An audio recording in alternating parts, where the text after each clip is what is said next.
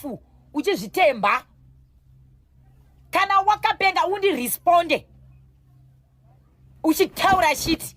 Uone kuti the day dzime yako nhasi yadambura musungo, I will track you and I will find you.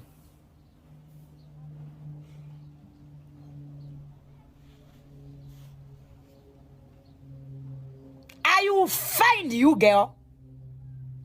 Don't want chimama se shure se mombe njipatadza matuzvi kudai so. Uriduzvi ure hozana kuna ashauri nezemo rembwa pawawa. An idiot. Stop manipulating one.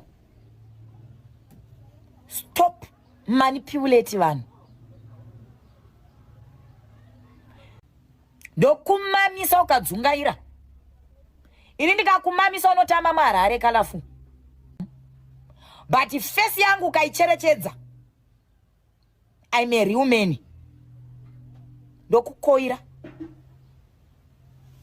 Ndokukoira zvechuwa. Ende kana pane vanhu vanonyatsondiziva chaizvo inini, they can tell you kuti siyana na Vali. Ini ndopenga. Wanzwa.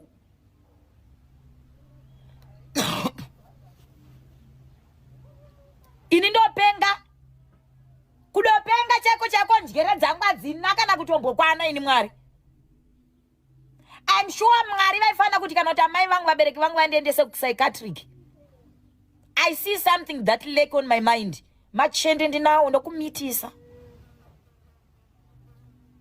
Mama Rasta veko mungora mamutora zva mama Rasta panapa kuti ndizvareka mwana kanenge katsoko. Kasingazika nonzi kamurume ende kanoti kamukadzi kanenge kane zvirwere hoko musadaro. Iwo ngavataure nezvangu koko. Mambori nebasa reko nemama Rasta munhu anorwara achifamba muri kubanire. Just to date ngolo zvangu kutongododisa. Sabate bhurugwa rangu. Usazokangana uchikeni ndinyatsoda mavingu.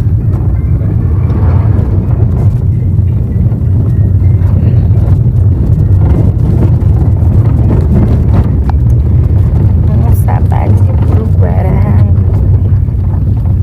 Ndokumbiro ndinyorere songo ndinozviziva zvekuimba. Ndakazonoma imaka vakuimba. Aiwa vanhu ngavasadaro.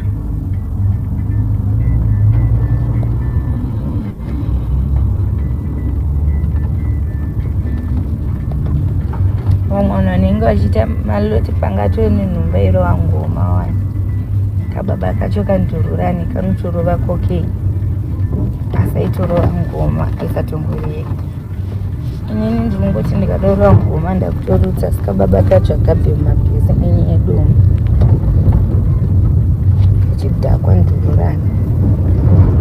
Pandosakesera ndati kumhate wemwana wacho ari mudumbu mangu yebhuza anokwa. Tasika.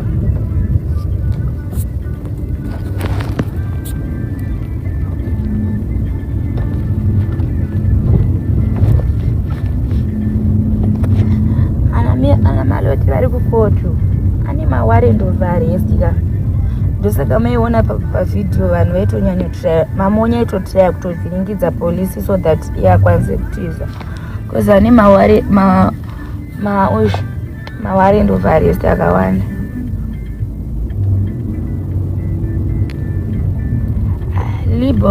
Libo mufana wangu. Chero ndikangomudza mata kana achitokecha nendichitoshamsira. Kwezi ndewangu.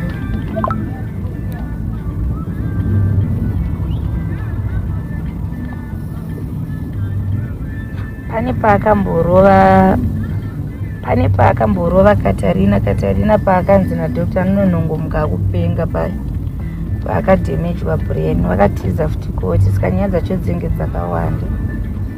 Saka ndosika maione vhini kana pavakasungwa vaitraya kuda kutizisa maloti because nyaya dzake dzakawandisa. Ane mawarrant of arrest. Saka panenge pachitopaizika big time.